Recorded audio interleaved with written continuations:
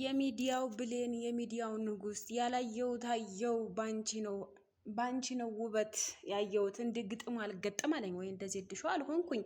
አረ በነገራችን ላይ እንደዚህ አምሮባት እንደዚህ ደምቃ ሄርሜላ ቦስት ያረገችው ነገር እስካሁን አላየውም ነበረ። እንቅልፍ ወስዶኝ ነበረ። ወይኔ ውብ ነበረች።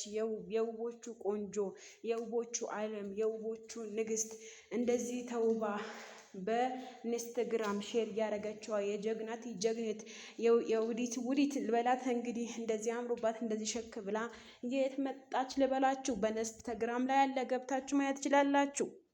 እናንተ ሰው እንደዚህ ቆንጆ ይሆናል? እንደዚህ ያብረቀርቃል፣ ያሽበረቀርቃል። እንደዚህ ቆንጆ ይሆናል፣ እንደዚህ ውብ ይሆናል፣ እንደዚህ ያምርበታል። ኧረ ሄርሜላ ውበቱ ደፍቶብሻል፣ ውበቱ ደፍቶብሻል እልሻለሁ። ውበቱ ድፍት ነው ያደረገብሽ።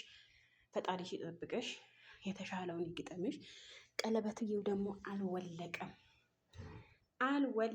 ምን ይመጣል አዳሜ ምን ታመጣለህ ብላ ቀለበቱ አልወለቀም። እንደዚህ አምሮበት እንደዚህ ቆንጆ ሆና እንደዚህ ሸክ ብላ ኢንስታግራም ላይ ፖስት አድርጋለች። ፎቶ ገብታችሁ ማየት ትችላላችሁ።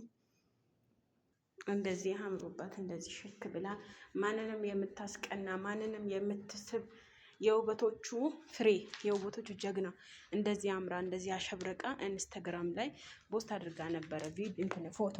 እኔ ግን አላየሁትም ነበረ። ያው ነገራቶቹ ሐኪም ቤት ነበርኩ። ዱአ አድርጉልኝ ያልኳችሁ ለዛ ነው። እና ደግሞ ውዶችዬ ሄርሜላን የሚለካ ማንም ሰው የለም።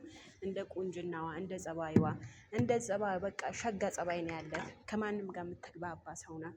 በጣም ጎበዝ ናት። በቃ ምን ልበላችሁ፣ ለሷ እኛ ቃል የለንም። ይሄ ሁሉ እየተደረገች ዝም በማለቷ ራሱ ይሄ አንድ ጀግና መሆን ያስፈልጋል።